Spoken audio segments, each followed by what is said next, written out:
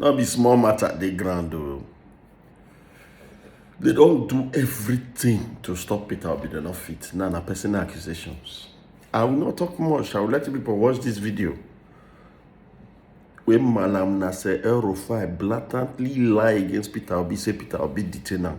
Then when I finish that part, I go play another video when somebody else with the Anambra period that was in charge of security during that 2013 election, that Peter RUFAI, they claim say Obi arrest him when the guy now said he didn't deal with Obi directly. It was us that he dealt with directly. And he even go court. They give her 2 million for this matter. Obi no dey involved. Now when the man finish, Obi now spoke exactly the situation that happened. You are going to watch the 3 videos. I'm not going to talk too much. Enjoy yourself. Me tell no say this Obi. There's no stopping Obi. We are obedient. Your Excellencies, the organizers, our elders. In 2013, I went to Anambra State as an official of the APC to witness the by-election for governorship. Your next guest, Peter Obi, was governor. He got me arrested and detained for 48 hours in my hotel room. Now I'm the governor of Kaduna State.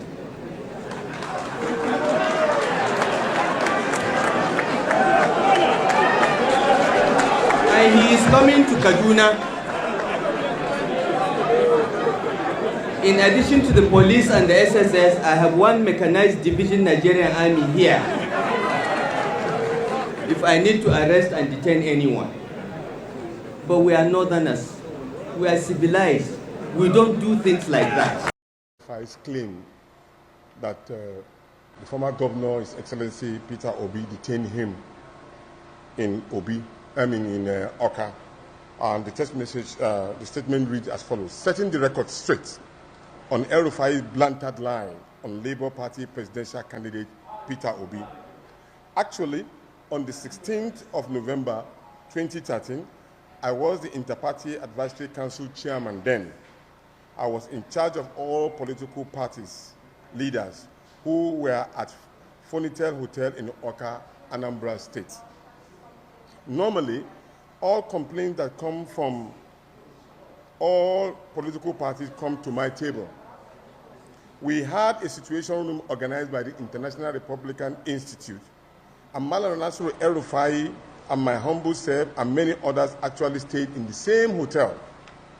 I was surprised that Malam Nasser RUFAI will claim that he was attacked or more or less being gagged, because when he complained, we really investigated and conducted a press conference on the matter, and signifying that the fact that Malam RUFAI was at the same time the Deputy National Secretary of the APC.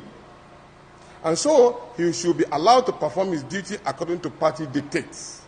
And then there was no ambiguity, because the security apparatus were actually protecting everybody, because there was a high level of people staying at Fonitel Hotel. So the presidential candidate of the Labour Party, who was the governor of the state at that time, has nothing to do with any security issue that was labeled on him by Malam Nasser RUFAI. I have pictures to prove how we addressed the press conference at Fonitel Hotel, Oka, condemning the DSS for illegally detaining RUFAI. He never for once mentioned Peter Obi all through this long process of helping him getting out of the jam. Like I said earlier, communication technology has gone digital. You don't have to stress much to get your facts. RUFAI's claim. You don't have to stress much to get your facts. The same Malam RUFAI went to court at the same issue. Obi was not mentioned. Rather, it was the DSS he got judgment against then. And it was a PDP government at the center, and Peter Obi was a governor flying the flag of the APGA. The court awarded the sum of 2 million naira for damages for unlawful detention. Go into the internet and you will see the full details. Precisely, it was published in Premium Time and Sahara Reporters of September 24th, 2014. Copies attached. The facts are all there for all descending Nigerians to see that all has been saying are tissues of lies deliberately designated to rubbish our presidential candidate.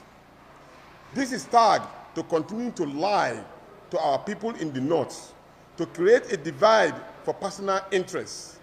This kind of division has kept our country down for too long, but they are now awakening to fight for their rights. We urge them not to believe these kind of divisive lies that have put them into perpetual poverty. Gentlemen of the press, you know it is not in the Labour Party's character to discuss personalities. We, and indeed our candidate, dwell on issues and may appeal to all the fourth extent of the realm is to stand up and save this democracy of ours for gullible elites. What we can assure you in the Labour Party, by the grace of God, if we win power, when we win power, we will rebuild this country in such a way that all the upright people are not the crooks that will direct the affairs of our nation going forward. I want to thank you for listening, and we are supporting this particular document with pictures and all which will be sent into your phones so that you can be fully abreast with the situation, the fact of the matter. Nasiru RUFAI actually is lying against Peter Obi. Now, that one we just watch now. Now, the guy was in charge of security that day for Anambra State. So you can see that RUFAI just settled down, talk story to sweet, made a clap for him. They really clap. Then Peter Obi now entered. And now, you know, so the man must deliver. Now, our guy, Obi go deliver. Watch video. Watch video. When I was coming in here, when I came in here now, somebody told me, he said, Peter, your brother, my brother, the governor of Kaduna State, said that he came to my state and I detained him. Let me tell you, it's good when you answer, when these things happen, you clarify them. Number one,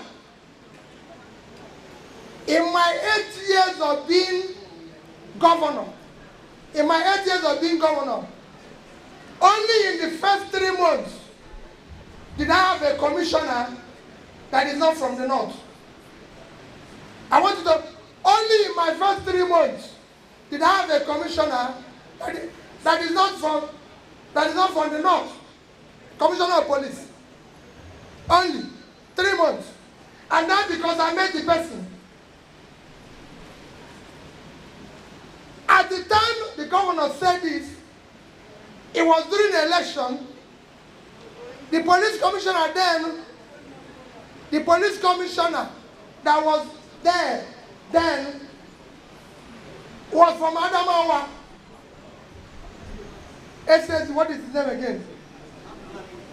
Gwari, CP Gwari from Adamawa. The AIG that supervised the election was Nasarawa. CP Nasarawa. From the north, the DIG that came for that election was from Kano. Tell me, my powers, I was in Abuja. Government was PDP and APC. Tell me how Abuja person will issue order for somebody to be detained. Even me was detained in my local government, and I was working for. But however, all of us I committed is that when they asked me, I said, that's how they treat everybody, that I wouldn't be in Kaduna on day of election. That was the only thing. And he took it up. There's no way. I cannot do that. Co-chairman, I never asked anybody to carry ID. As governor of Anambra State, I have the best ADC in Nigeria, the best policeman. My ADC, Mohammed, is from Kano. He's the best policeman till today that I've ever met. He's from Kano. Who will I give the order? Will governor go and give order on himself? So how will I tell Mohammed, who lives in my house every day, and close to his family, I get up and say, Mohammed, I want to deal with your people.